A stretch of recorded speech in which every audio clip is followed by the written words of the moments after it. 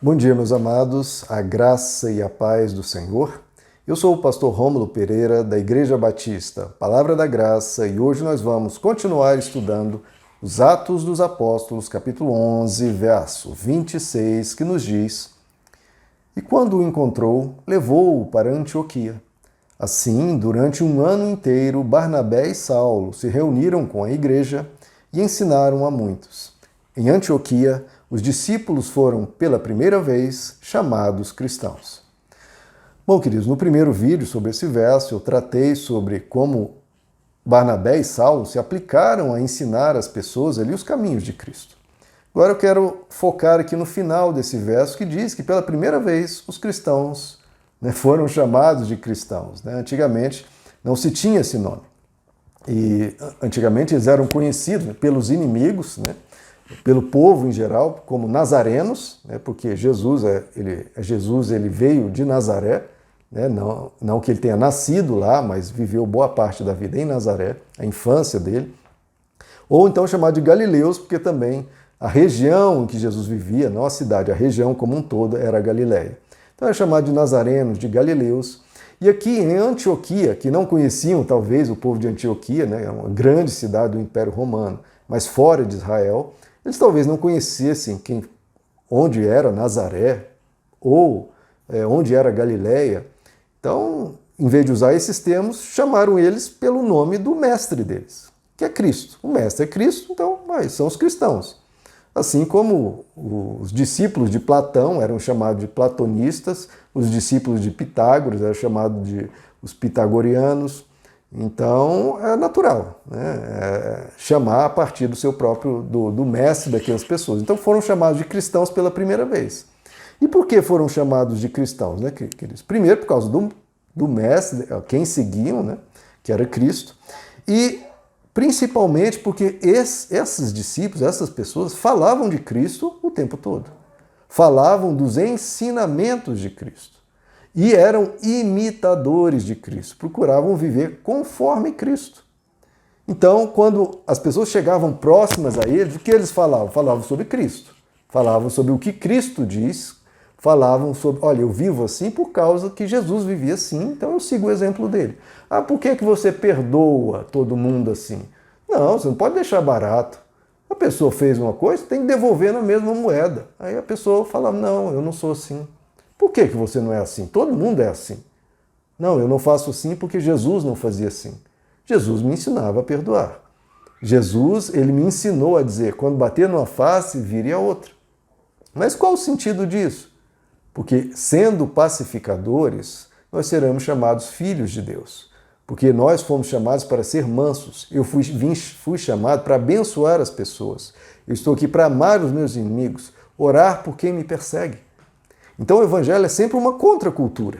O que a natureza humana, na sua pecaminosidade, no seu egoísmo e na sua disputa e na sua característica vingativa e de fazer justiça com as próprias mãos, o Evangelho vai no caminho oposto. O caminho do Evangelho é o caminho do amor, é o caminho da pacificação, é o caminho da bondade, da compaixão, da tolerância, de sermos amigos das pessoas, ajudá-las nas suas fraquezas em vez de condená-las. No Evangelho a gente é chamado a não julgar. Pelo contrário, somos chamados para, em Deus, ajudar essas pessoas, exortá-las e aconselhá-las.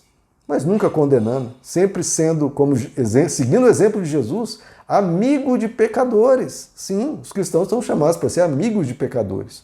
Não para entrar no pecado com eles, mas para levar a luz onde a luz precisa estar, que é justamente onde não há luz. Você levar a luz onde já tem luz não tem grande utilidade. É levar luz para o mundo. Somos chamados para ser luz do mundo e sal da terra, não sal do saleiro. Ali já tem sal demais. O sal, por isso que Jesus diz, porque senão o sal vai perder o sabor e vai ser pisado pelos seres humanos. E para que você acende uma lâmpada e põe debaixo da sua cama, por exemplo? Não serve para nada. Você coloca em um lugar alto para iluminar todo lugar. E por aí vai. Então, os cristãos, eles se destacavam não por riqueza, não por ostentação de qualquer coisa que seja, senão por serem pessoas extremamente amorosas e amáveis. E a pergunta que devemos nos fazer, hoje os cristãos recebem um destaque, são notórios por serem pessoas amistosas, amorosas, pacificadores, amáveis, como Jesus o era e como os discípulos de Cristo o era e, portanto, eram chamados de cristãos? Será que os cristãos hoje se destacam pela honestidade? Se destacam por serem pessoas mansas e caridosas? Pessoas que qualquer um quer estar perto, mesmo os pecadores, porque se sentem bem perto. Por que Jesus, quando estava cercado de religiosos, recebia ódio dos religiosos, dos rigorosos, dos legalistas, das pessoas que querem a lei e a regra? Essas pessoas tinham ódio de Jesus. Agora, os pecadores se sentiam amados, se sentiam que eram cuidados, que Jesus os queria perto, e os aconselhava e cuidava deles. Quando Jesus falava, não era para esbravejar, para dar aquele sermão acusatório, não. Era ajudando eles, querendo restaurá-los, querendo protegê-los e cuidar da vida deles, porque o pecado faz mal, principalmente ao pecador. Então, esse que é o verdadeiro cristão. E será que nós vemos isso hoje? Não adianta a pessoa se auto-intitular cristã ou ser chamada por outros de cristão se não vive conforme Cristo, irmãos. Não adianta. Não adianta a pessoa falar da boca para fora se não vive. Porque, como diz o apóstolo Tiago, uma fé sem obras é morta. Para Deus é morta. Não adianta. Eu sou cristão, eu aceitei Jesus. E quando a pessoa abre a boca, não se vê Jesus em nada do que ela fala.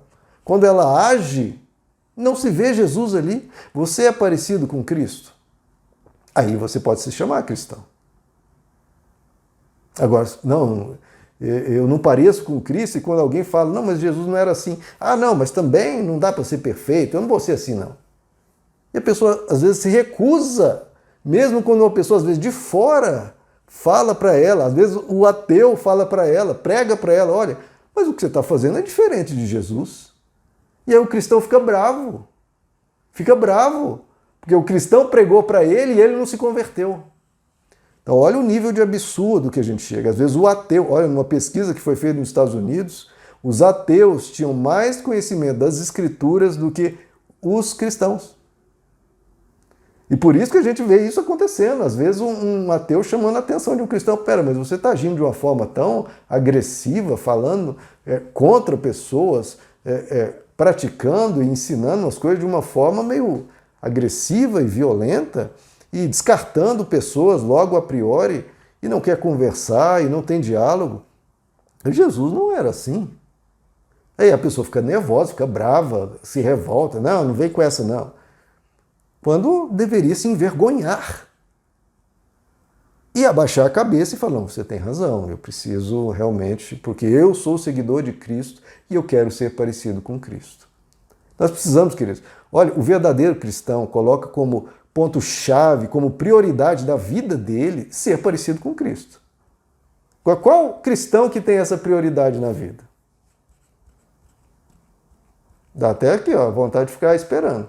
Qual cristão tem isso como prioridade na vida? A prioridade do cristão, ó, quero tal promoção, eu quero ganhar tal dinheiro, quero fazer isso, quero fazer aquele curso, mil coisas. E, lembrei, sim, Cristo, eu quero também ser parecido. Quando lembra? Quando a maioria dos cristãos, eu temo que muitos, talvez não a maioria, mas muitos, sequer tem esse verdadeiro compromisso de alma. Eu não estou falando da coisa da boca para fora, não, estou falando de compromisso de alma, de ser mesmo.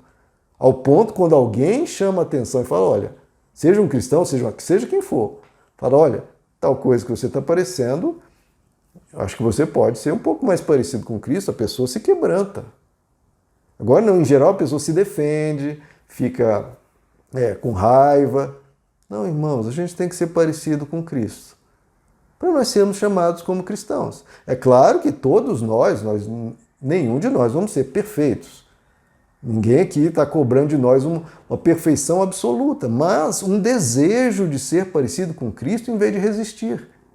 Em vez de lutar contra e falar, não, eu sou assim, pronto, acabou. Não, se Jesus é o Senhor das nossas vidas, a gente fala, não, eu estou falhando nessa área aqui, estou realmente, mas eu estou procurando cada dia me encher de Deus. Sempre quando eu ouço, eu abaixo a cabeça e falo, Senhor, me ajuda a ser melhor nessa questão. Então é uma pessoa sempre pronta a se arrepender. Porque o que o Evangelho diz? O que Jesus sempre ensinava? Arrependei-vos. Arrependam-se, porque o reino de Deus está próximo. Se você quer o reino de Deus na sua vida, presente na sua vida, a graça de Deus transbordando, você ter vida e vida em abundância, olha, o primeiro passo, se arrependa. Se arrependa quando algo é colocado e você vê, poxa, isso aqui está diferente de Cristo, isso aqui realmente é um ponto que eu estou falhando comigo mesmo, com Deus e com as pessoas ao meu redor. E a pessoa de coração se abre e fala, Senhor, me ensina, eu quero aprender, eu quero. Mesmo que depois Deus mostre, não, na verdade você está bem, é outra pessoa que se enganou, porque acontece, né? Às vezes uma pessoa nos exorta e aquela pessoa entendeu você errado, ou não era aquilo, tudo bem. Mas a pessoa sempre está disposta a ouvir, sempre para, se examina, como a Bíblia nos diz, examinai-vos a vós mesmos. Então a gente se examina, está sempre se questionando, em vez de estar se defendendo, a gente se questiona, se pergunta, Senhor, como Davi fazia, Senhor, vê se há em mim algum caminho mau e guia-me pelo caminho eterno. Essa é a postura do cristão, desejar ardentemente ser parecido com Cristo. E aí aquele ateu lá que, em vez de corrigir o cristão, dizendo, poxa, você não está parecido com Cristo.